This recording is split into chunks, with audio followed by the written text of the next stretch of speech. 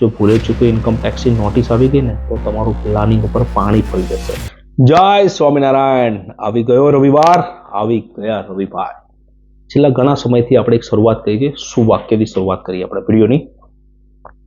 પ્રાર્થનાનો કોઈ રંગ નથી હોતો, પરંતુ જો પ્રાર્થના કરવામાં આવે ને તો ચોક્કસથી રંગ બદલાઈ જાય છે.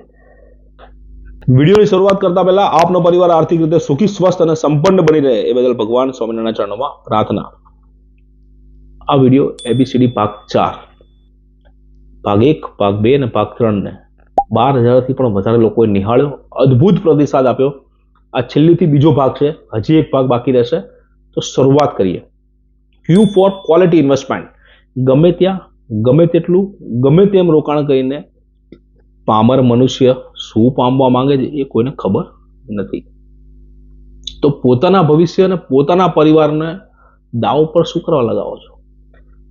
અમારા વિઝિટિંગ કાર્ડના લોગોની અંદર ઇન્વેસ્ટમેન્ટ ઇઝ ઇક્વલ ટુ આઈ લખ્યું છે. મને ઘણા પૂછે છે કે ઇન્વેસ્ટમેન્ટ ઇઝ ઇક્વલ ટુ આઈ. તો ઇન્વેસ્ટમેન્ટ એ આંખ જેટલી જ અગત્યની વસ્તુ છે. જેમ આંખને કંઈ થઈ જાય તો 50% જીવન નકામું થઈ જાય, એવી રીતે જો તમારા ઇન્વેસ્ટમેન્ટ પણ કંઈ થઈ ગયું ને તો પણ 50% જીવન તમારું નકામું થઈ ગયું. ક્વોલિટી એટલે શું?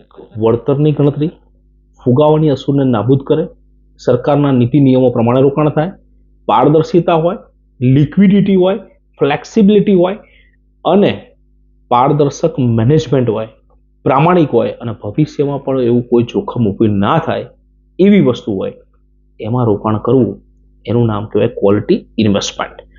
એવું એકમાત્ર રોકાણ છે, 9 ફાયદા બોલ્યો, એ 9 રત્ન જેવું એક રોકાણ હોય તો એ છે મ્યુચ્યુઅલ ફંડ. બરાબર, ચોક્કસથી અમારો સંપર્ક કરજો અને ચોક્કસથી એમાં રોકાણ કરવાની શરૂઆત કરજો. મ્યુચ્યુઅલ ફંડની નાવમાં બેસી જાઓ, નાની રકમથી સપના જોઈ લો, વધતી જાય છે ધનની ધરા, ભવિષ્ય બને એવી અકૂટ અક્ષય પાત્ર. R for review, revise. રોકાણ ગમે તેટલું કરો, ગમે તેની પાસે કરો, જાતે કરો, પરંતુ એક્સપર્ટ રાખો જે તમને રિવ્યુ અને એને રિવાઇઝ કરી શકે.